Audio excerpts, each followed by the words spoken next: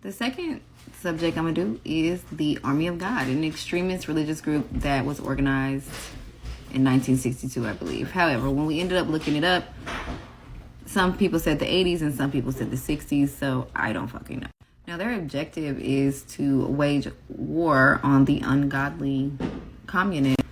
They targeted LGBTQ community as well as abortion clinics and those who they feel as though preside over the unalivement of children and issue policies of ungodly perversion and destroying of the American people. Now look, these motherfuckers is crazy. Okay, I'm gonna keep it real with y'all. These people is crazy. They've committed many crimes. We're just gonna list some of those. Property crime, kidnapping, attempted murder. Now, this is where it gets crazy. So in 1982, there was a women's clinic in Granite City, Illinois. And so this particular clinic was being mobbed by all these protesters. And Dr. Hector Zavalos, he was the clinic operator, and his wife, her name is Rosalie. They were kidnapped by these people, held hostage for 8 days.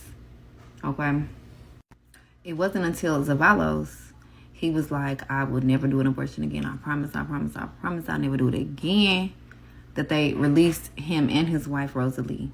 They were unharmed. Now, a couple years later, right, in 1984, the Army of God took credit for fire bombings that happened at a women's clinic in Norfolk, Virginia, as well as one that happened outside of D.C. And in that same year, there was militant abortion activists who torched over 25 women's clinics throughout the United States. And at least 7 of those have been orchestrated by this guy named Michael Bray. And he was known as the chaplain of the movement. So back in the 80s, like, nobody was really getting hurt. Like, I feel like they were just trying to, like, prove a point or what have you. But then that segued to the 90s. Okay. Now, the 90s is when shit started getting real. So there was this lady, her name is Rochelle Shannon, a.k.a. Shaggy West. And basically, they said she proudly Western states launching acid and arson attacks on women's clinics. And she felt like she was doing God's work. And I think a lot of these people felt like that's what they were doing. But now, she did actually shot and seriously wound a clinic doctor. And then, like, the police, they had went in her backyard because they was like, what's going on with her? And buried in her backyard, they found an Army of God, like, manual that was buried in her backyard.